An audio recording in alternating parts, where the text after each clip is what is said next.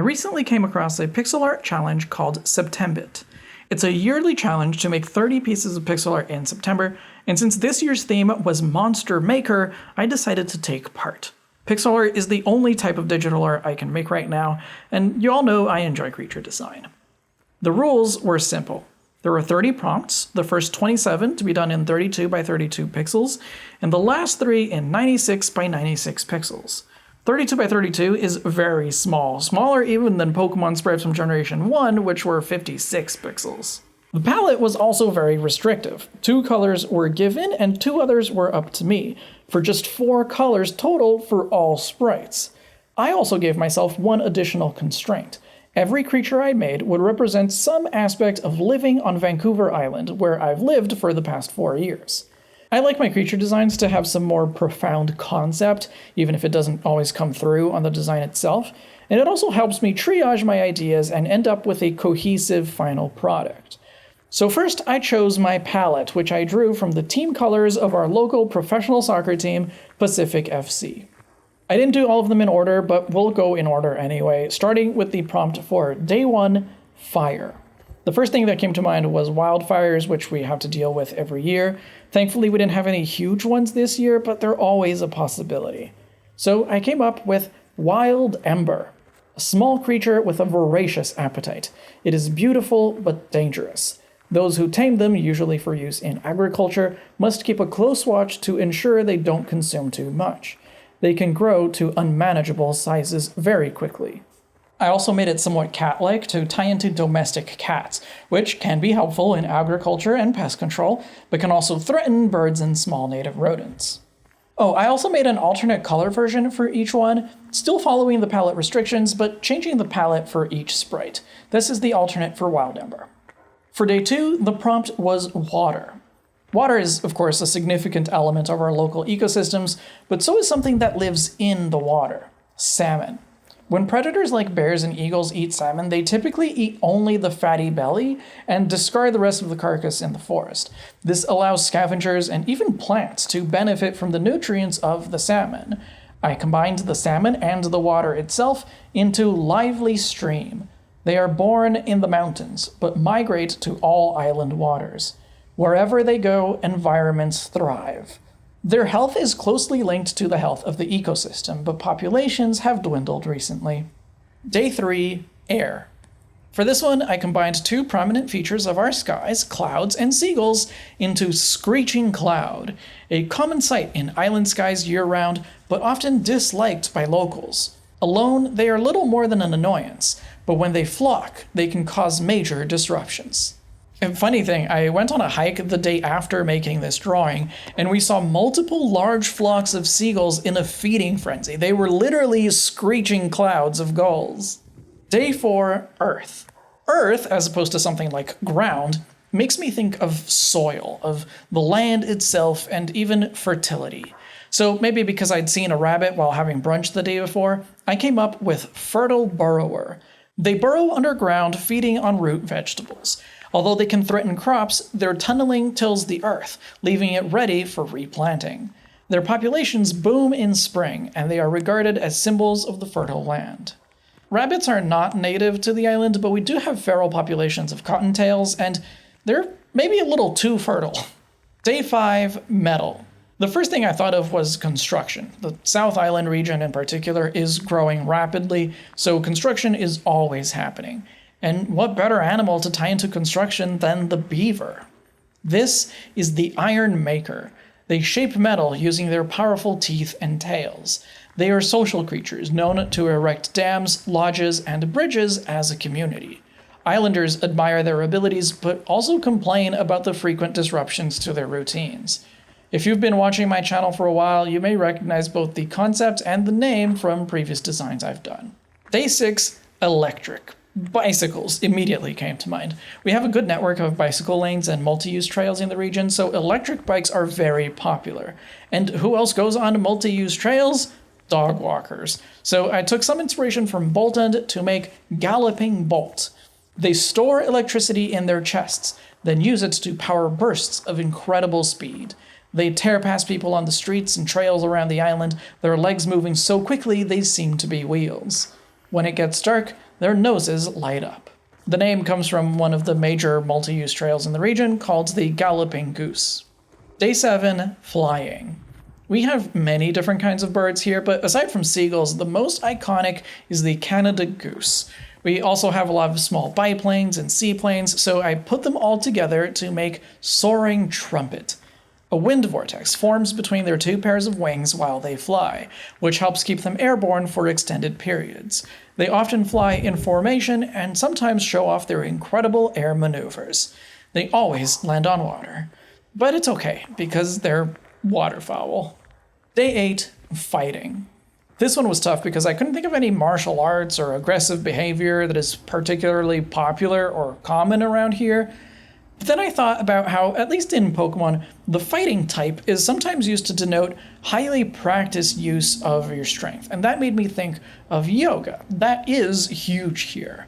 I kind of randomly picked a native animal that felt reasonably fitting and made Gentle Warrior. They prance through the woods in precise and elegant leaps. The antlers on their shoulders drop off at the end of winter, then regrow in order to provide protection when they compete for mates in spring. They spar using powerful kicks. Day 9, underground. I immediately knew I wanted to make something about earthquakes. We live on a fault line and we're always getting tiny earthquakes. And just in the past week or so, we had 2 earthquakes that were still small, but strong enough to wake me up in the middle of the night. I also thought of cicadas since they develop underground and then only emerge to mate and die. But I left the culmination of this idea for a later prompt for day 28, so this one is a simple and kind of boring setup. Slumbering quake. Most of their lives is spent deep underground as tiny nymphs. They feed on roots, rhizomes, and mycelium, waiting for the right conditions to metamorphose. They are highly attuned to seismic activity. Day 10, plant. My favorite tree here is the arbutus, or Pacific madrone. It has a beautiful red bark that peels off every year, revealing a smooth bark underneath. It's iconic and culturally significant to local First Nations. I heard from an indigenous guide that some Coast Salish peoples call it a princess tree because only a princess could afford a whole new wardrobe every year. I thought that was cute, so I plugged into the Pokemon tendency of making plant Pokemon feminine and created the Coastal Princess. The bark that covers its body peels off and regrows every year. It is often seen standing on rocky coastlines where it feeds its berries to small animals and offers birds refuge from the weather. I know the peeling bark address isn't obvious in the sprite, but oh well. Day 11, bug. There are a lot of cool bugs here, but because of the bluish palette I was using, my mind went to the blue orchard mason bee, a native species of bee that in one of its forms is a shiny blue. They're very pretty. With seasonal pollen allergies getting worse every year, I decided to make the pollen bomber. They gather pollen in enormous clumps to feed to their young. However, clumps often break mid-flight, scattering pollen to the wind and fertilizing hundreds of plants at once. People with pollen allergies avoid the areas they inhabit. Day 12, poison. A lot of plants are poisonous, but one that came to mind was the snowberry, which are small round berries and very toxic to humans. White spheres also made me think of skulls, which I also connected to the poison symbol, and I made deadly fruit. They grow in tight groups on bushes. Although their minuscule bodies are not very mobile, they avoid predators by sticking together and being extremely poisonous. If one deadly fruit is predated on, the others will survive. I was thinking of it kind of like Execute. Day 13, happy, and day 14, sad. I wanted these two to be a pair somehow, representing some kind of duality of island life, and also being physically similar creatures. Ultimately, I decided to make them both birds with long, skinny beaks. First is Flower Kisser. Although they are small and agile flyers, they are a common sight on the island, especially in the summer. Even a glimpse of their bright and colorful head feathers can brighten someone's day. They are symbols of the island's beauty. It's inspired by Anna's hummingbird. The males are shiny green with a bright pink face, kind of like a flower, so I tried to make the head shape be flower-like as well. Its counterpart is Rain Waiter. They spend most of their time alone, wading in shallow freshwater. It always seems to rain when they are sighted. In art, they are often used to represent the isolation of island life. This one was inspired by the solitary sandpiper, a shorebird that even migrates alone. It can be very lonely living here. It also doesn't have an alt color. The default palette already worked very well. Day 15, Rage. Originally, I was going to group this with happy and sad, but I had a better idea and went for the worst invasive species we have here: Scotch broom and gorse. These bushes have very pretty bright yellow flowers, but they change soil chemistry, making it harder for native plants to compete with them. They're also, unfortunately, very adaptable and hardy. Coarse bully. They are not native to the island, but have taken over many habitats. These prickly and vengeful creatures will attack and scare away any other that comes near. However, they are also extremely resilient and difficult to eradicate. Day 16, Ice. When you live in a place that only gets snow 2 or 3 times a year, like here, it always seems like the snow shows up unexpectedly and catches everyone off guard. Nobody has their winter tires on. It's Snowmageddon! Even though it happens every year. That inspired me to create the Chili Prankster. They are rare near the island's southern population centers, but migrate through every year. Still, their love of surprises means the locals are never prepared for their arrival. Particularly large swarms can pose serious risk to houses and roadways. Day 17, Lava. We don't have any volcanoes on Vancouver Island, but there are a few dormant ones nearby on the mainland, and one active volcano is visible on our horizon, Mount Baker in Washington State. So I looked at Torkoal and made Distant Threat. Dangerous but lethargic, these creatures spend most of their time asleep. They only pose a threat when they become active and overheat. No individuals live on the island, but they are known from surrounding regions. Day 18, Gas. Was a really tough one. I didn't have any ideas that I could tie directly back to gas. I thought of fog or clouds, but at this point I'd already made Screeching Cloud for the air prompt, and I didn't want to double up. I decided to make something that could be metaphorically tied to gas, a murmuration of starlings. Murmuring miasma. Hundreds of individuals act as a single beast, flying in fluid and rapidly changing formations.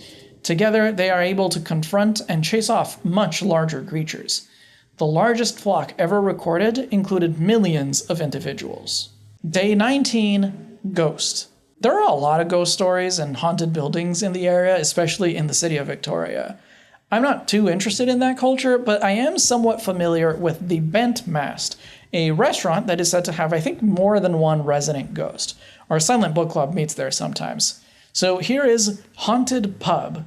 Legend has it the spirit that animates the restaurant is of a patron who died of food poisoning. It retreats into empty rooms at dawn and comes out to feed at dusk. Some patrons who still eat there don't believe the spirit is real.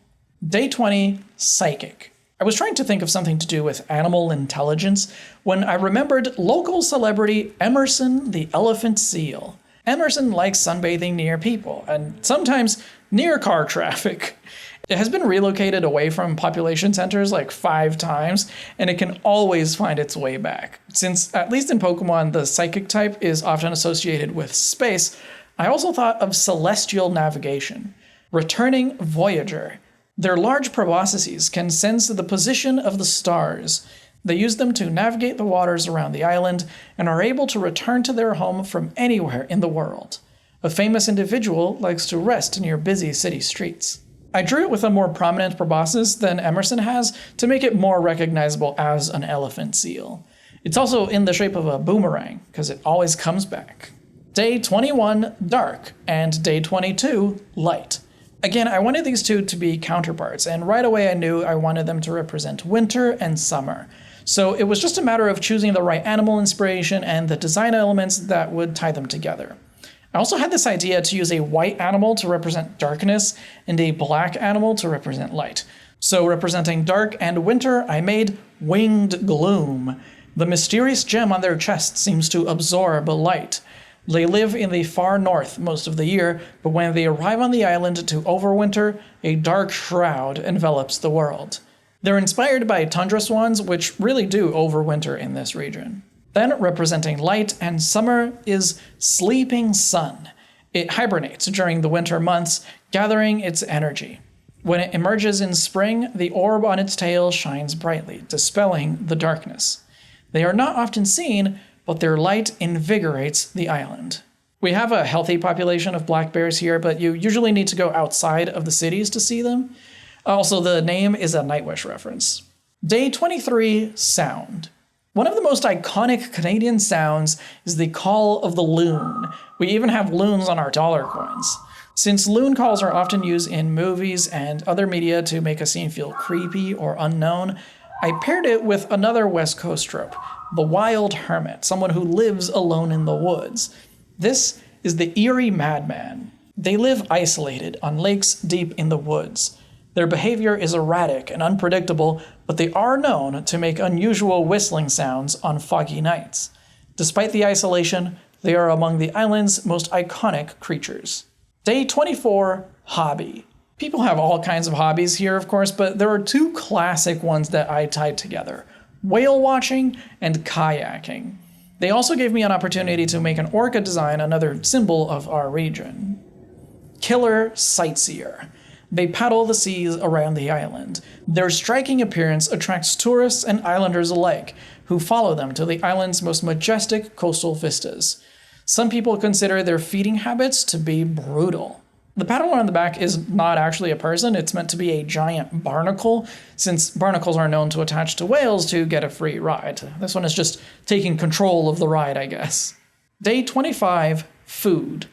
We love food here. There are all kinds of cuisines that are super popular, but I really struggled with how to turn some kind of dish into a creature in a way that I was happy with. That was resolved when I thought of decorator crabs, a group of crabs that attach things like seaweed, sponges, or anemones to themselves for camouflage or to deter predators. What if that actually made it delicious? Disguised epicure. They pile objects on top of themselves as camouflage. Unfortunately, they have a habit of using food items for cover. Islanders raise them in controlled environments with access only to specific foods to turn them into gourmet meals. This one specifically resembles an Eggs Benedict, my go-to brunch dish. Distinguishing the colors of the bread, egg, and hollandaise sauce was a challenge, even in the alternate palette. Day 26, Object. Another one I struggled with. Ultimately, I decided to do something with hiking or camping, since that's another huge hobby here, and it involves a lot of specialized equipment. Roomy Camper. The cavity in their chests is big enough for a human to sleep in. They can fold into themselves and collapse this cavity to move about more easily. Some islanders keep them as pets and take them on hikes. Others use them for housing. Like a lot of other cities, we are facing a housing crisis. Victoria, in particular, has a lot of houseless folks living in tent villages. Day 27, Abstract. Rather than making an abstract creature, I made a creature based on the abstract concept of reconciliation. The National Day for Truth and Reconciliation and Orange Shirt Day, which honor the memory of Indigenous children who were lost to residential schools and other awful practices of the Canadian government, were on September 30th, right at the end of the Septembit challenge, and I drew this just a few days before that. Healing Beat. Their drum has healing powers. They helped Indigenous islanders survive centuries of oppression by beating their drum. Now, drum ceremonies are held to honor and heal the relationships between Indigenous and settler islanders. Day 28, Evolve. This is where we go back to the Day 9 concept about the earthquake cicada. A cicada by itself isn't a big problem, similar to a small earthquake.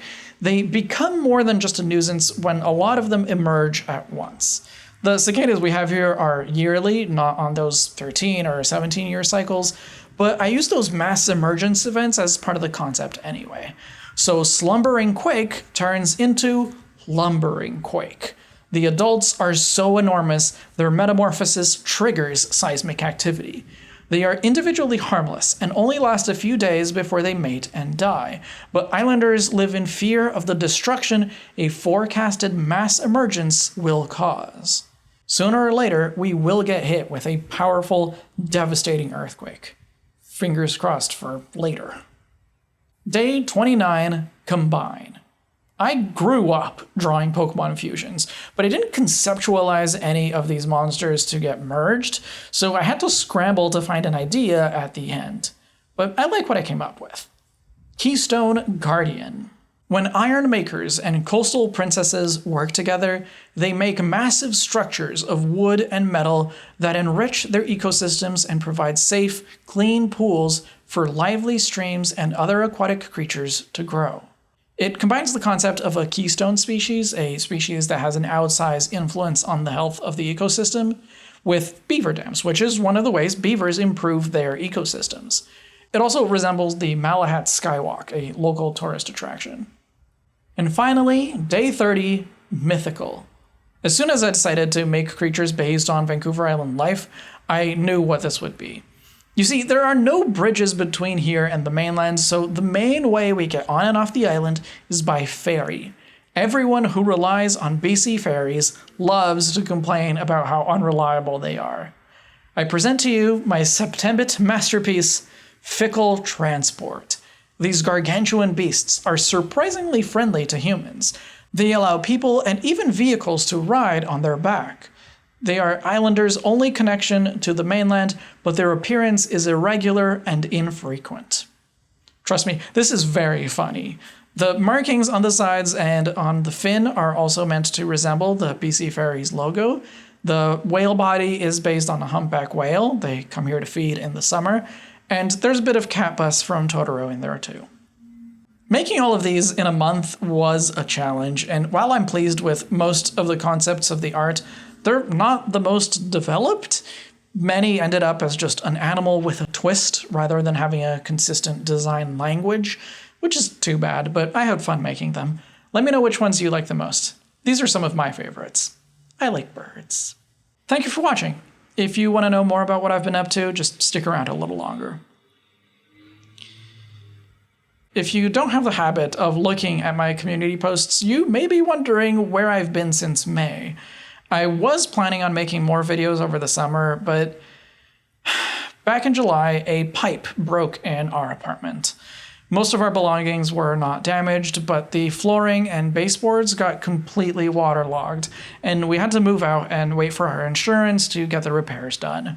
We've been living in a hotel for the past 3 months, and we probably still need to wait another 2 to 3 months before we can move back home. Most of our stuff was put into storage, so I don't have most of my video making equipment. If you noticed a lower production quality on this video, that's why. I don't even have my tripods or my microphones, and frankly all the disruption and stress has dampened my drive to make videos. I guess I'm lucky there haven't been any significant Pokemon developments in the past few months. I've been trying to use my free time to relax, to play video games and make art for fun. But I do have a few video ideas, and there's one deep dive in particular that I will probably start researching soon. But chances are I won't be posting anything until December at the earliest if I get lucky. I made this video to give myself closure on the Septembit project and to scratch that little YouTube itch.